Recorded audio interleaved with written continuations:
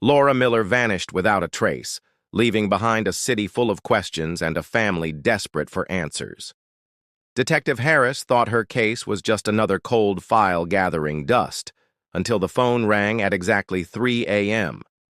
The voice on the other end was calm, steady, and terrifyingly precise. It knew details only the killer could know, and with each midnight confession, it pulled investigators deeper into a twisted game where the truth was revealed piece by piece. What began as one unsolved disappearance quickly unraveled into a chilling web of murders, staged discoveries, and a taunting presence that always stayed one step ahead. The city seemed to hold its breath that night, the kind of silence that feels almost unnatural, as though the streets themselves were waiting for something to happen. The clock struck 3 in the morning when the phone rang inside the precinct. It wasn't unusual for the line to buzz at odd hours, but this call was different. The officer on duty picked it up and was met with a voice so calm and steady that it sent a chill down his spine. The caller didn't identify themselves, didn't ask for help, didn't even hesitate.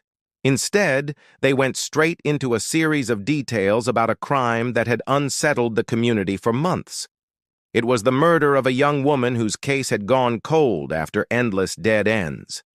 The voice described the location of her body in words so precise that the officers listening couldn't dismiss it as a prank. They were hearing the truth, spoken in a way that was both horrifying and captivating. The caller's timing was as unsettling as their words. Why 3 o'clock in the morning? Why now, after months of silence in the case? The officers scrambled to record everything, but before they could ask questions, the line went dead. It wasn't the panicked rambling of someone desperate to be heard. It was measured, deliberate, and cold, almost rehearsed. By dawn, detectives were out at the site described by the anonymous voice, and to their disbelief, what they found matched perfectly. The young woman's belongings were exactly where the caller had said they would be, hidden beneath debris in a place that had already been searched by the police. Somehow, the killer had known not only where to hide, but how to outsmart the very people chasing him. News of the call spread quickly through the department. At first, some dismissed it as coincidence, an elaborate hoax by someone obsessed with the case. But the unease among the detectives grew as they replayed the recording. There was no uncertainty in the caller's tone. It wasn't the guesswork of an outsider. Whoever this was, they knew the details because they had been there. They had lived it. And the fact that they had chosen to reveal the truth at the exact hour when the rest of the world slept made the act even more sinister. As morning broke over the city, people were waking up to ordinary routines, unaware of the storm beginning to form in the heart of their community. The call marked the first of many nights where silence would be broken at the same hour, the same way, with words that pulled investigators deeper into a nightmare. No one could yet see the larger picture, but a pattern was starting to emerge. The voice wasn't just speaking randomly. It was constructing a story piece by piece, one that only the killer could tell. The officers who had listened to that first call couldn't shake the feeling that they had simply answered the phone. They had opened a door into something much darker. Detectives who had been present for the first call found themselves consumed by it in the days that followed. They replayed the recording endlessly, searching for slips in the tone, background noises, or anything that might reveal the identity of the speaker. All they heard was silence between words, the kind of silence that suggested the caller was in a controlled space, prepared, and unafraid of being traced. The call had been short, but it carried a weight that lingered long after the line went dead. Investigators began re-examining every detail of the cold case, and what they uncovered pointed toward a troubling truth. The killer had always been close. The victim whose belongings had been found was a young woman named Laura, a college student with no known enemies. Her death had shocked the community not because of its brutality, but because of its mystery. She had vanished while walking home late at night, leaving behind only fragments of her life, an unfinished essay, a phone charger still plugged into the wall, and groceries sitting on the counter. The investigation had once been a whirlwind of activity, but with no suspect and no new leads, it had faded into silence. Now, with a single phone call, the case was alive again. Detectives began to look at the people who had been around Laura during her final days. Professors, classmates, co-workers, and neighbors were all examined with fresh suspicion. As files piled up, a strange pattern started to form. Several people tied to Laura's case had connections to other unsolved crimes. A teacher who lived near her apartment had once reported seeing a shadow lingering around his property at night.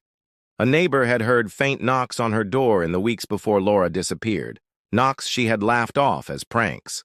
Even a delivery driver had recalled seeing a man watching Laura's building from across the street, though his description had been vague.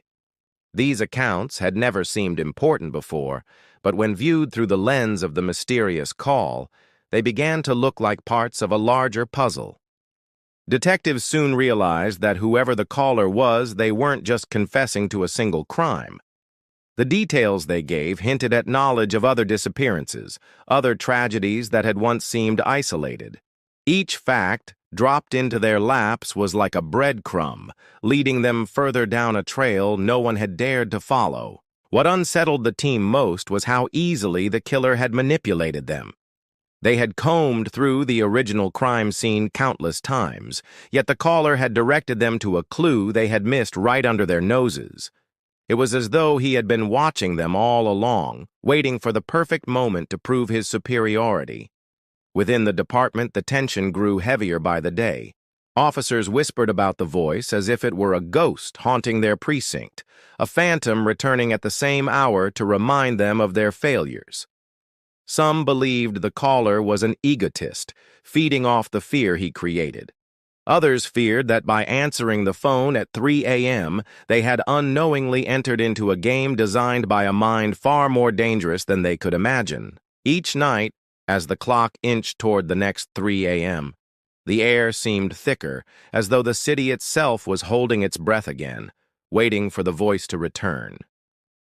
The third call came exactly 1 week after the first, at the same chilling hour.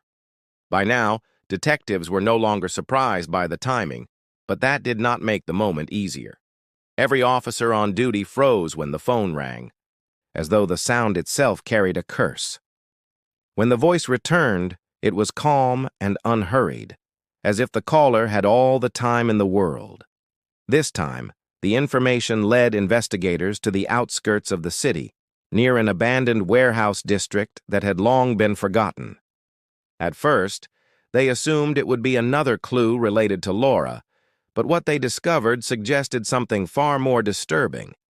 Behind a rusted metal door, they found a hidden room filled with items that did not belong to just one victim. Old photographs, newspaper clippings, and pieces of clothing were scattered neatly across tables, each tagged with dates and initials. The discovery was horrifying because it meant the caller was not confessing to a single murder, but to a series of them, spanning years. What looked like a shrine was, in reality, a private museum of violence, built carefully and maintained with precision. Detectives who entered the room described the atmosphere as suffocating, the air heavy with the weight of untold stories. The voice on the call had led them straight into the killer's world, and it was clear they were meant to find it. Nothing about the room felt accidental. It was staged, prepared for discovery, as though the killer wanted them to understand how long he had been playing his game. The walls were lined with strings connecting photographs to headlines, creating a timeline that stretched back farther than anyone had expected. Some of the names pinned to the walls were familiar, victims of old cases that had long been marked unsolved. Others were unknown, leaving investigators with the dreadful realization that they were looking at crimes no one had even reported. Forensic teams worked quickly, bagging every item as evidence. But the chilling truth remained. The killer had chosen to reveal this place on his own terms. He had decided when the police would see it, and he had given them only what he wanted them to know.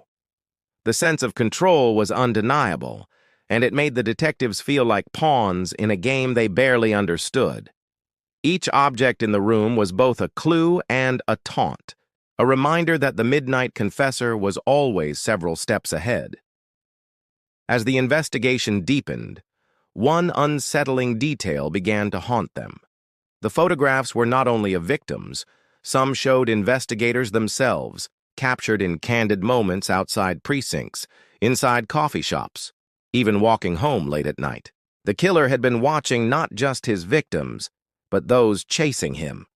The boundary between hunter and hunted blurred, leaving the officers uneasy in their own skin. It became clear that the 3 a.m. voice was not only confessing to crimes, but also demonstrating power, reminding them that he could see them even when they could not see him. By the time the sun rose that morning, the discovery had shaken the department to its core. This was no longer a case of catching a murderer hiding in shadows. It was a battle against someone who thrived on exposure, someone who orchestrated fear as carefully as others compose music. The killer was not just confessing, he was performing, and the city, though it didn't yet know it, was his audience. Detectives knew they could not keep following the voice blindly. Every clue so far had been real, but each one had been given on the killer's terms, at the hour he chose, with no chance for the police to seize control. The discovery of the hidden room had rattled them deeply, not only because of the evidence it contained, but because it revealed how closely the killer had been watching their every move. Surveillance photos of investigators proved he had been near them, blending into the background, moving unnoticed in the very city they were trying to protect. The decision was made to turn the tables. If the killer wanted to play at 3 a.m., then 3 a.m. would become the moment for a trap. The plan took days to prepare. They combed through the evidence collected from the warehouse room, searching for anything that could predict his next step. Among the clippings and photographs, one detail stood out: multiple references to a small apartment building on the east side of the city. It wasn't connected to Laura, nor to the other victims, but it appeared in his notes enough times to spark suspicion. Investigators decided to use it as bait.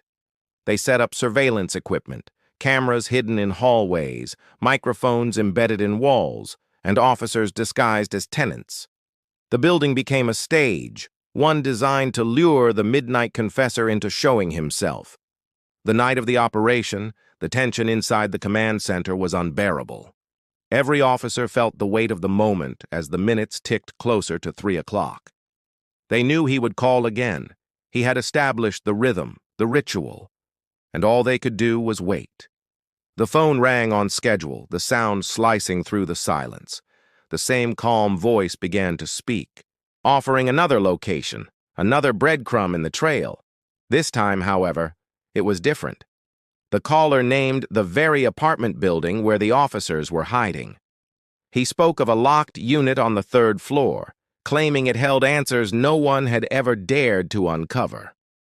A rush of adrenaline swept through the team. Had he fallen into their trap, or had he known all along what they were planning? Officers moved cautiously, checking the unit while others scanned the building's exterior. The apartment was empty, but not abandoned. Inside were personal belongings arranged too neatly, as though someone had been living there but had left only moments before. On the walls were more photographs, this time of the surveillance equipment the police had installed just days earlier. It was a crushing realization. The killer had not stumbled into their trap. He had been expecting it. The discovery left the room cold. The confessor was not just predicting their moves, he was controlling them, leading them step by step into dead ends that eroded morale and wasted time. The empty apartment was not a mistake.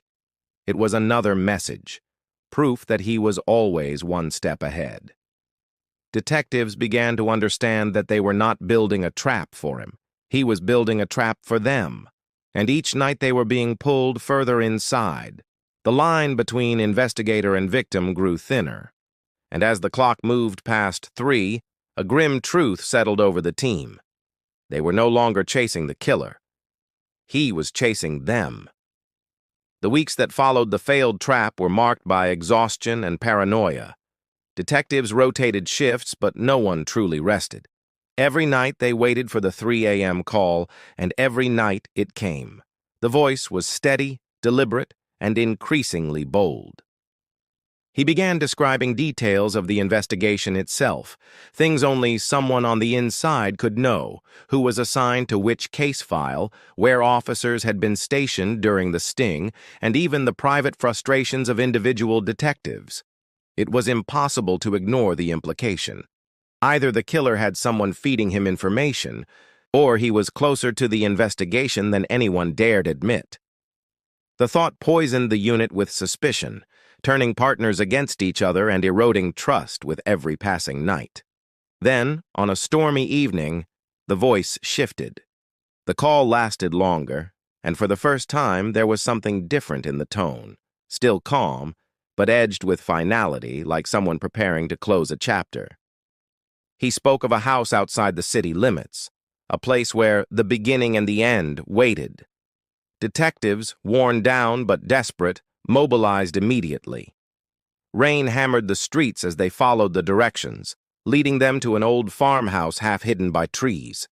The building looked abandoned, its windows dark, but something about its presence felt deliberate, like it had been chosen for its isolation. Inside, the air was heavy with dust, yet the rooms were unnervingly tidy. Investigators moved cautiously, flashlights cutting through the gloom. In the basement, they found what they had been chasing for months.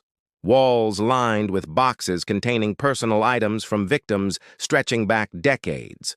Clothing, jewelry, diaries, and photographs were arranged in meticulous order. It was not just evidence of crimes, it was a full archive of the killer's life's work. In the center of the room sat a chair, and on it rested a small recorder. One of the detectives pressed play, and the familiar voice filled the space. The midnight confessor had recorded his final message. He explained in hauntingly measured detail how each crime had been chosen, how the victims had been watched for weeks, and how the police had been manipulated at every turn. He confessed not with shame or remorse, but with pride, savoring the fact that he had controlled the narrative from the beginning. He admitted to calling not because he wanted to be caught, but because he wanted to be remembered. The recordings were his legacy, a way of writing himself into the city's history, immortalized as the voice that haunted the night. By the time the confession ended, it was clear he was gone. He had left the farmhouse days earlier, leaving behind his words as a final taunt. Despite the mountain of evidence, his identity remained a mystery. Investigators scoured every lead, but the man himself had vanished, as though he had never existed at all. When dawn finally broke, the farmhouse stood as a monument to a truth no one wanted to face. The killer had never truly been caught. His voice might have gone silent, but the echoes of those midnight confessions lingered. Every time the clock struck 3, the city seemed to hold its breath, remembering the nights when a faceless voice dictated fear and wondering if, somewhere in the darkness, he was still listening.